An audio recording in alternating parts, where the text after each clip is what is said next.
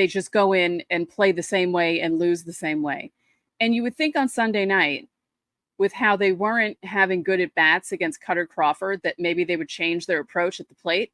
Mm-hmm. No. Why would they do that?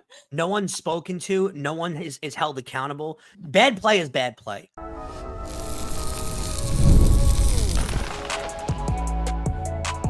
You are Locked On Yankees, your daily New York Yankees podcast.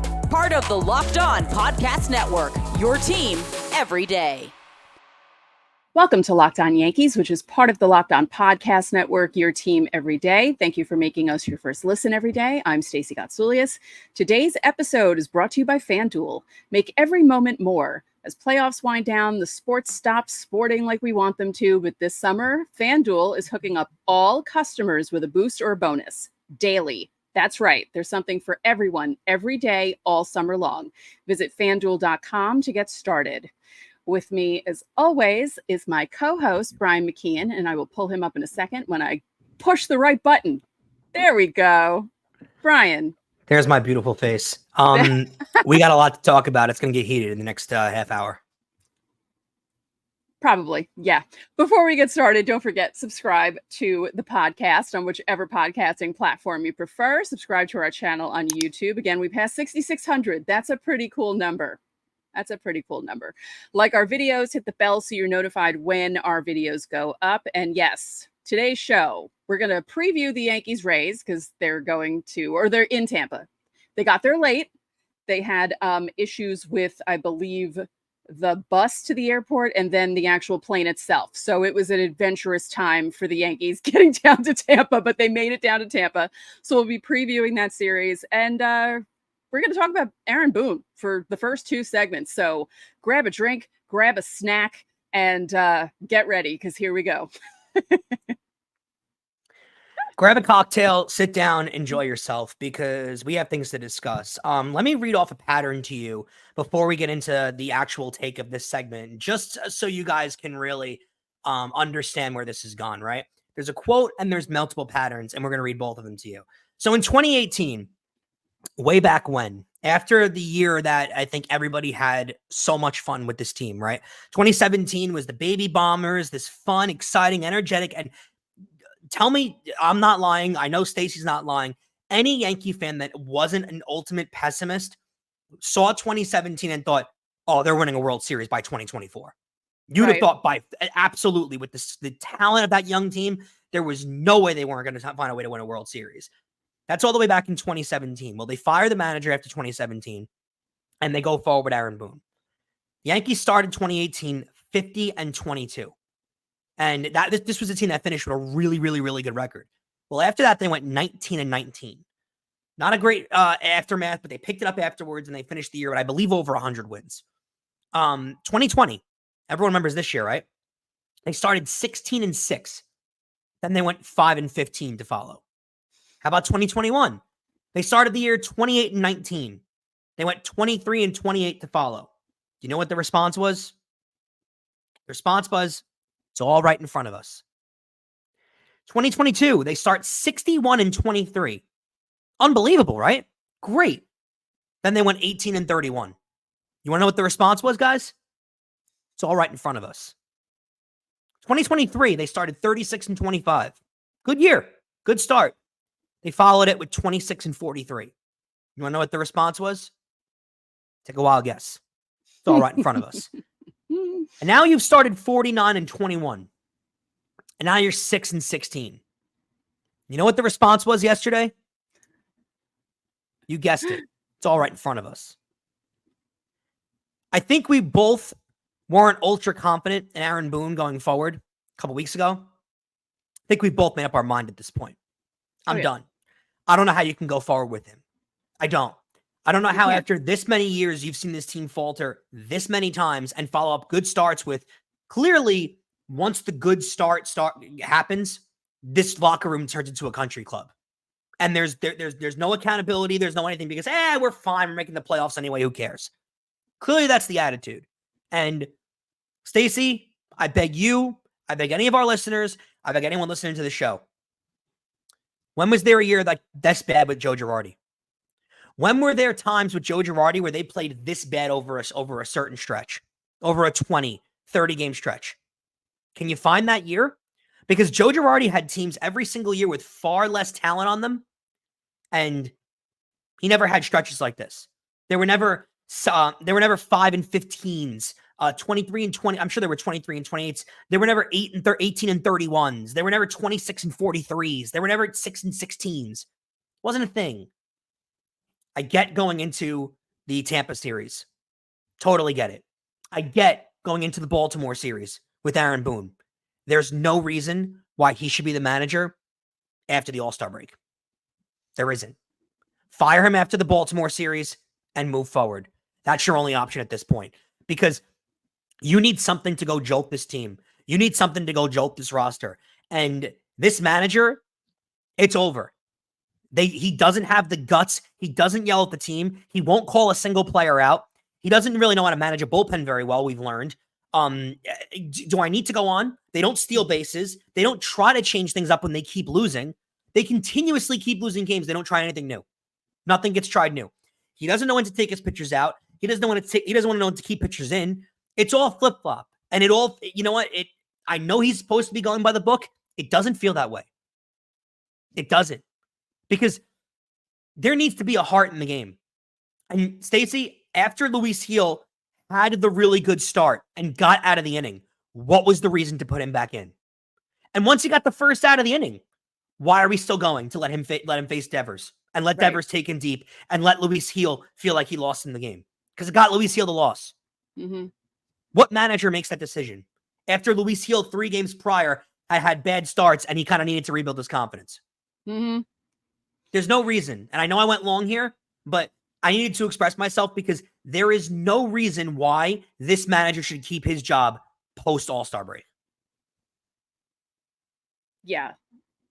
This next stretch, these 3 games in Tampa and 3 games in Baltimore have nightmare written all over them. Yep. Just by the way this team is played, by the way they've responded. And you had said something about how they just go in and play the same way and lose the same way. And you would think on Sunday night, with how they weren't having good at bats against Cutter Crawford, that maybe they would change their approach at the plate. Mm-hmm. No.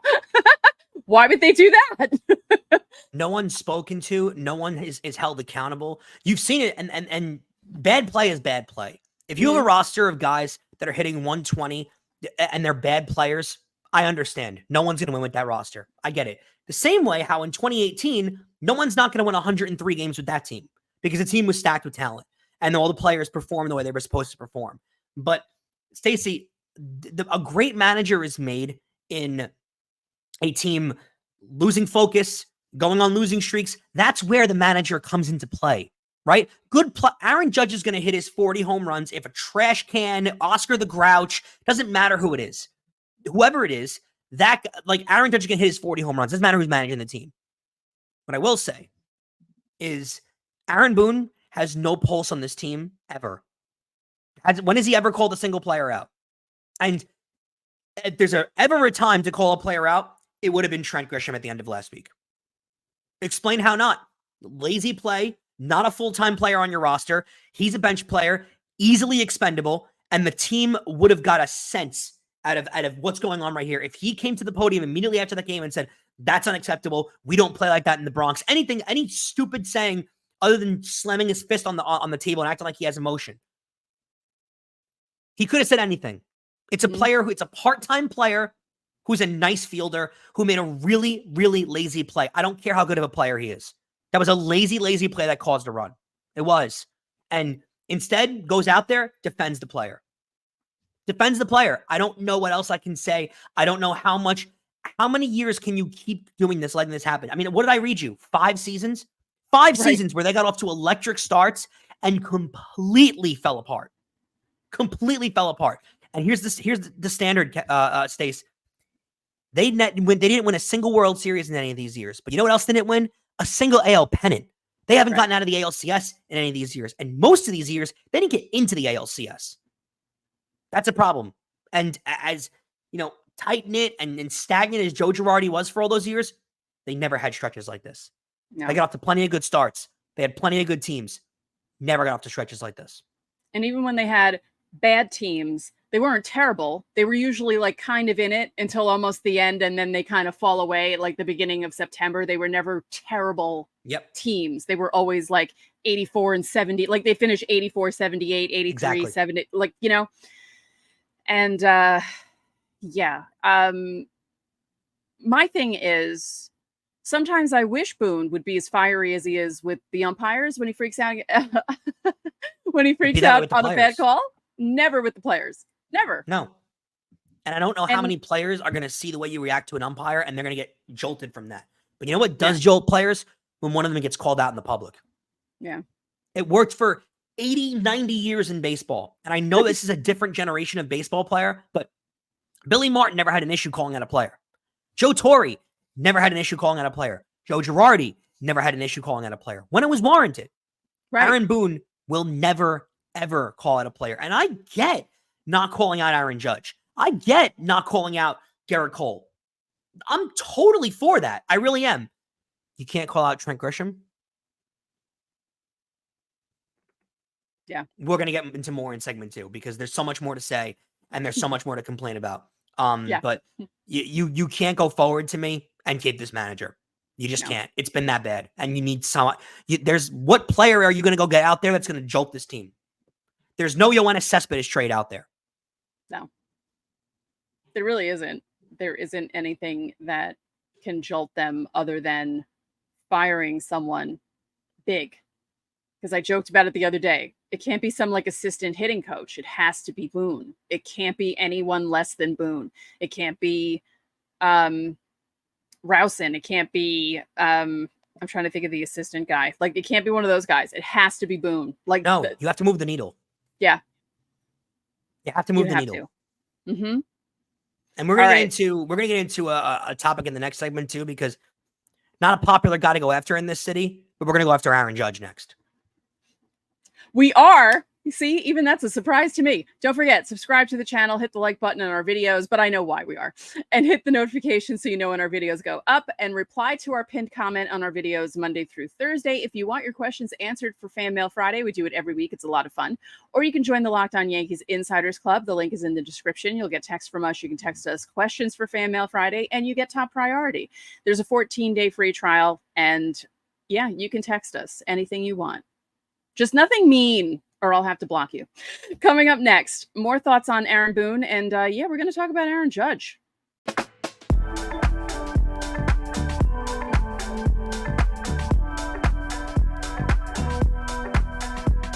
I love sports. I love them so much. But as the playoffs wind down and we get fewer games, the sports aren't quite sporting like I want them to. But FanDuel lets me keep the sports going whenever I want. And all I have to do is open the app and dream up bets anytime I'm in the mood. How about Wimbledon? Let's go across the pond to jolly old England, shall we? Novak Djokovic plus 195. Future to win Wimbledon. When are you getting plus money with Djokovic? And you don't like that?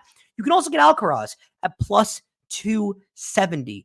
Any of those guys going forward to win Wimbledon. How can you not like that deal? This summer, FanDuel is hooking up all customers with a boost or a bonus daily. That's right. There's something for everybody every day, all summer long. So all you got to do is head over to FanDuel.com and start making the most of your summer. FanDuel, official sports betting partner of Major League Baseball.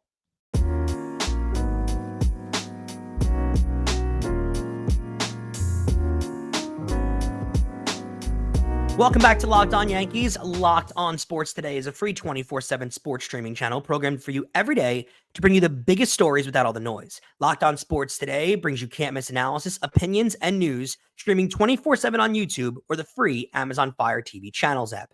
Part of the Locked On Podcast Network, your team every day. And remember, guys, don't forget that you can catch every pitch of the Yankees' hometown broadcast with SiriusXM.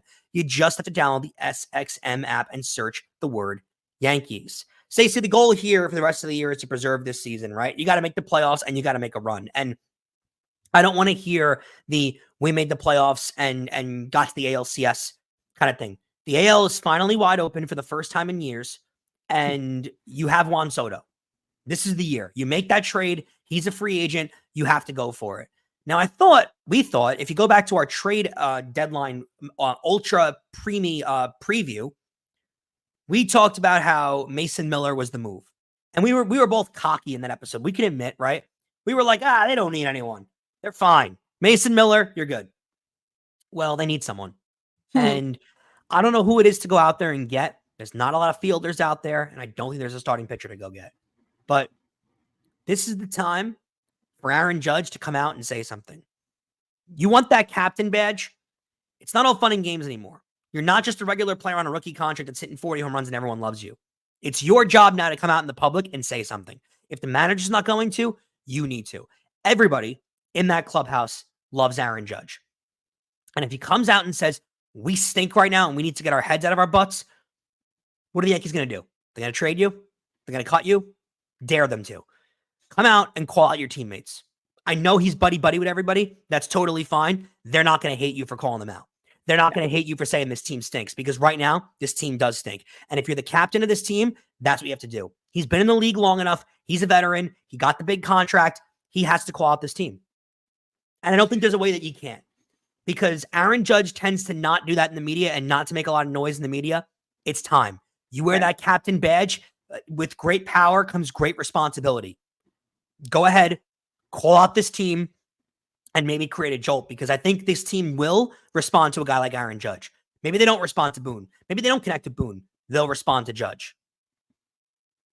Yeah, I feel like Aaron Judge tries to do the Derek Jeter kind of answers with the press, at least. But the thing about Jeter was, they always said that he had stepped up like a leader when he was young on the team, even though those dynasty teams had all those veterans. He was speaking up in the clubhouse, and you don't hear stuff like that about Aaron Judge.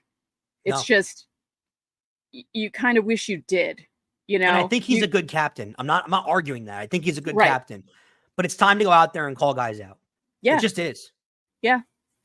Because this is, I don't mean to sound like one of those obnoxious Yankee fans, but I'm going to. This is unacceptable. Yeah, no, it is.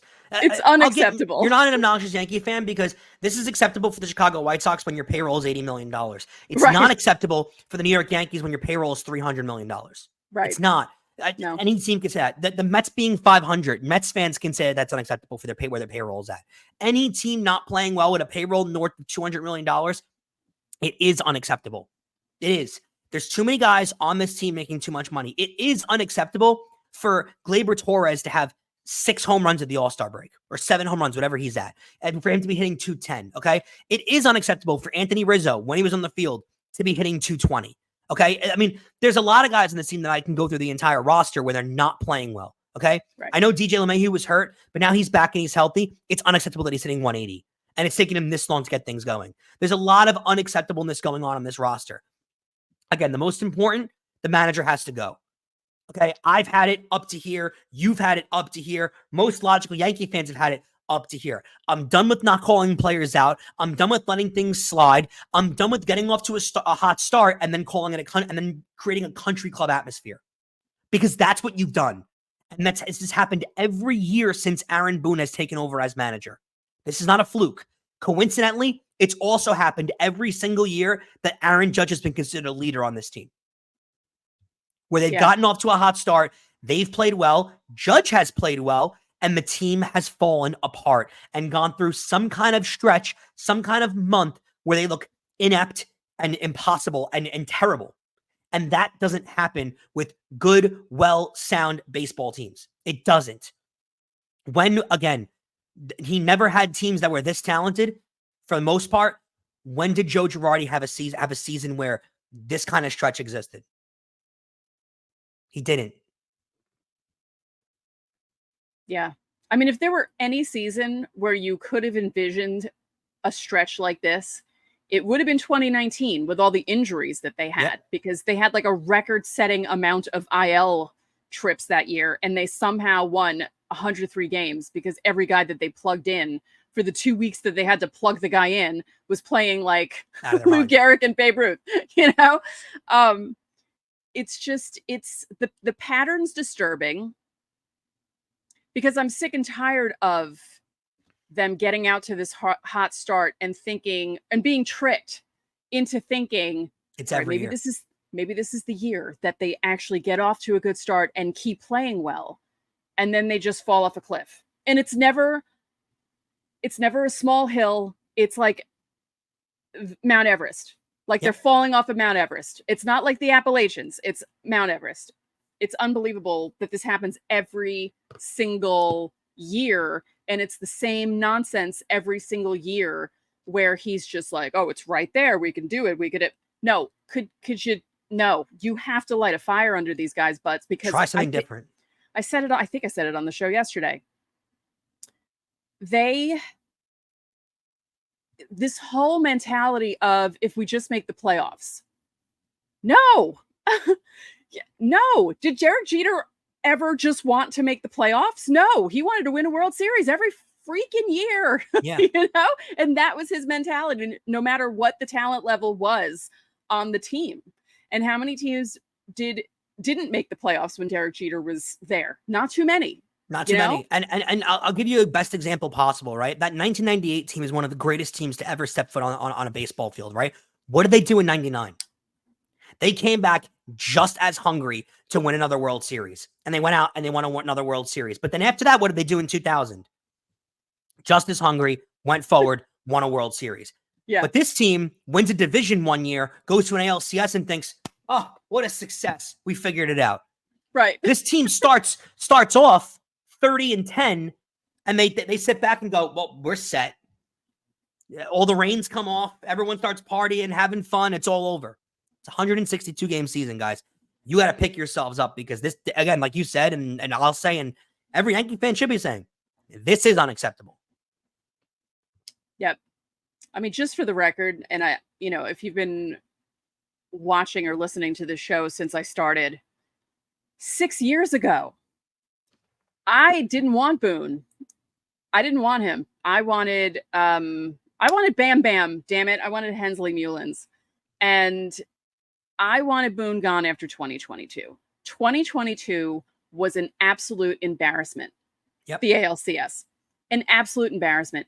He did nothing to fire that team up, and they just looked absolutely. They laid down and died. They did. They rolled over for Houston. It was so embarrassing. I would rather them, 2019, that's just a bummer the way it ended, but they pushed it to 6 games. 2017, when Girardi was 7 games. Who expected the 2017 team to make it into the ALCS, especially after how they started against Cleveland in the first round? Got everything possible out of that game.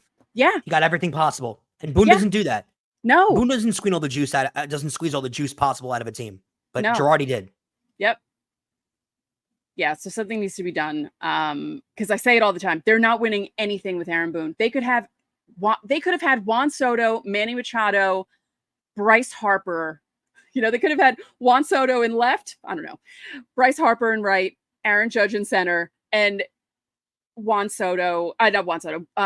Manny Machado with third. Like, they could have had an all-star at every single position and still wouldn't be able to win with Aaron Boone as manager. Because, as I say all the time, the man has been around baseball since he was a glimmer in his parents' eyes, literally, and he does not have a feel for the game. And it drives me crazy.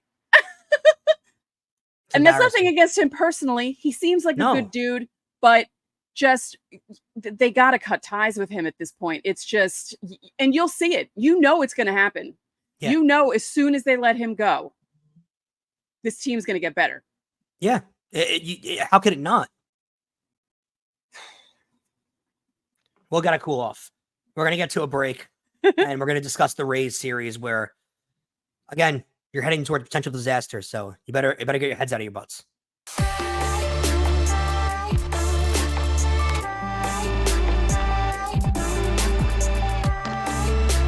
Here on Locked On Yankees, we pride ourselves on getting you the latest news for your team, whether it's the offseason, the draft, spring training, or the playoffs. It's year-round.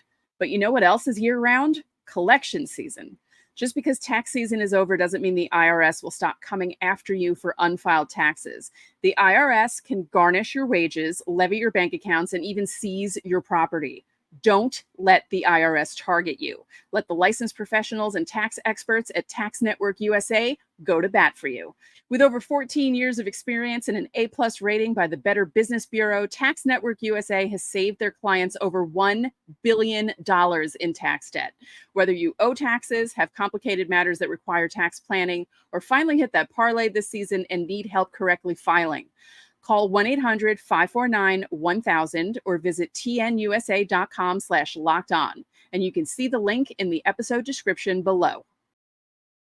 And Locked On Yankees is also brought to you by Prize Picks. And Prize Picks is the easiest and most exciting way to play daily fantasy sports. Unlike other apps, on Prize Picks, it's just you against the numbers. All you do is pick more or less on 2 to 6 player stat projections and watch the winnings roll in. You can now win up to 100 times your money on Prize Picks with as little as 4 correct picks. You can turn $10 into $1,000. With the finals over, the hoops action doesn't stop on Prize Picks. Women's basketball is still heating up, and with stars like Caitlin Clark and Angel Reese looking to make names for themselves, alongside greats like Brianna Stewart and Najee Wilson, you can win up to 100 times your cash watching them ball out. Download the Prize Picks app today and use code LOCKEDONMLB for a first deposit match of up to $100. That's code LOCKEDONMLB on Prize Picks for a deposit match of up to $100. Pick more, pick less. It's that easy.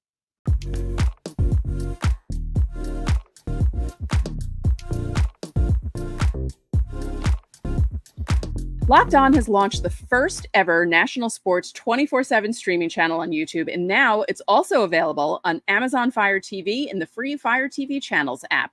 Locked On Sports Today is here for you 24/7, covering the top sports stories of the day with the local experts of Locked On, plus our national shows covering every league. Find Locked On Sports Today, now available on the free Fire TV Channels app.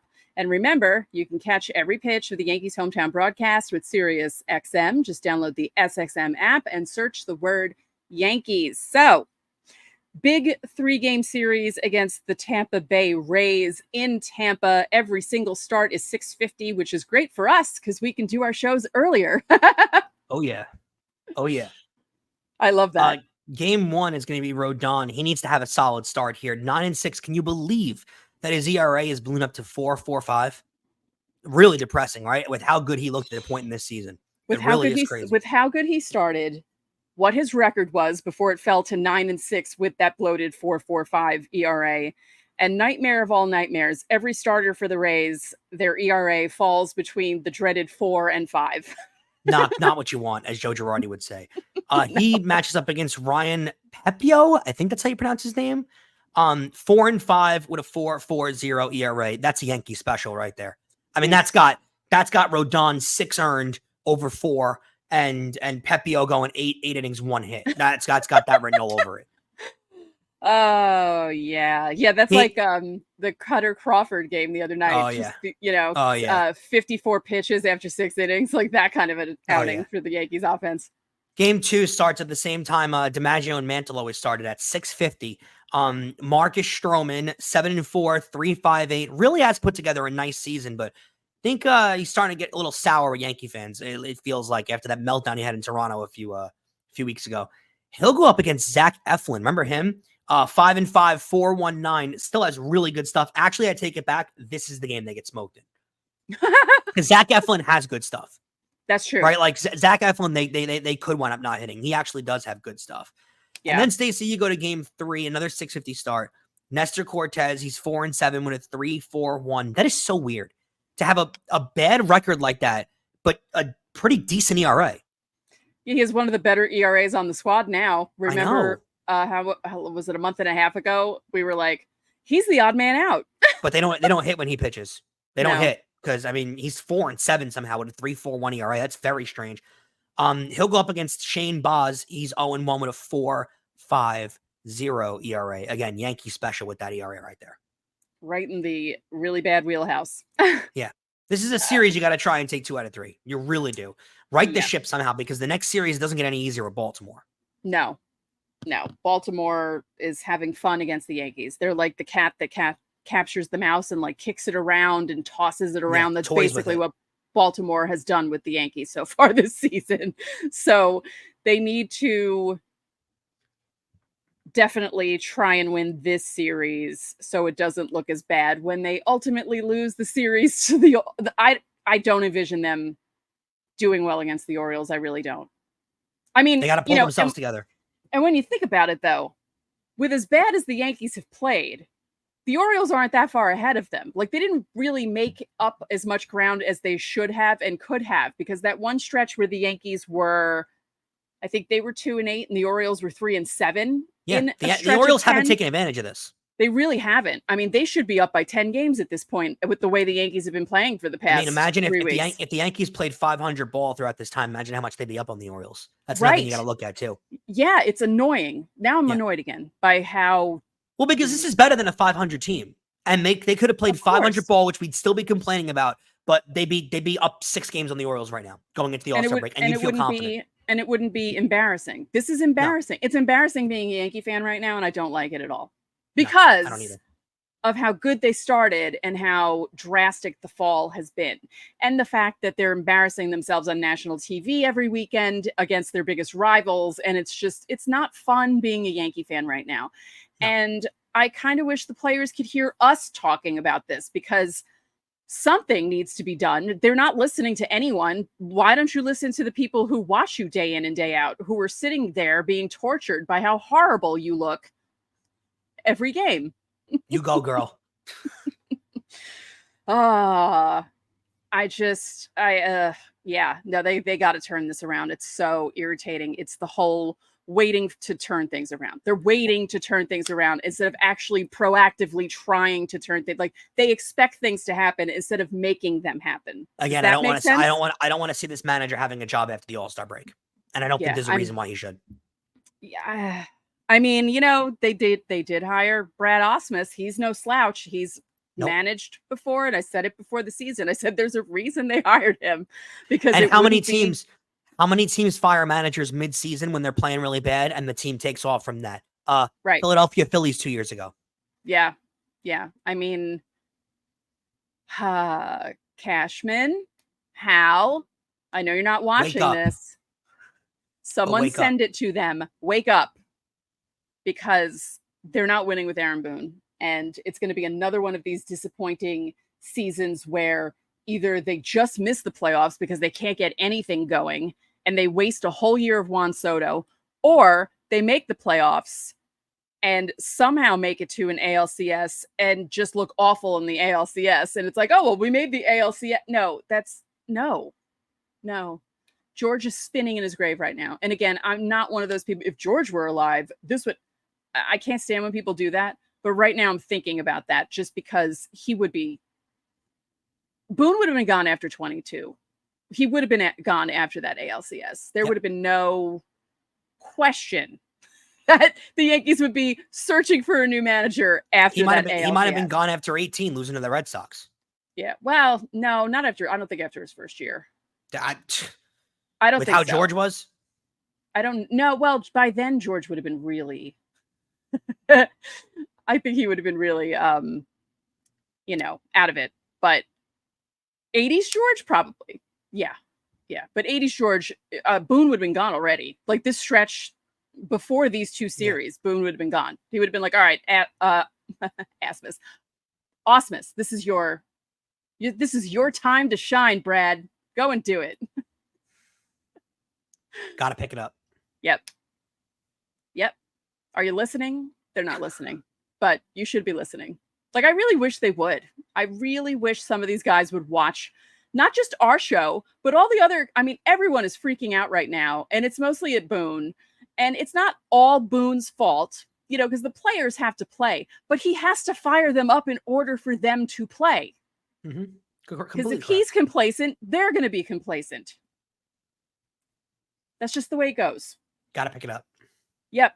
So, did you hear that too? I have a cat next to me purring. She's listening to me yelling. She should be used to this by now. Like I said earlier in the show, I'm celebrating my 6th anniversary with Locked On later in the month, and I've been ranting and raving about the Yankees for not most of the time, but there have been a few times where I went off for a half hour after they did the Josh Donaldson trade with the Twins, Gary Sanchez Jr. I mean, a half hour, no script, no rundown, just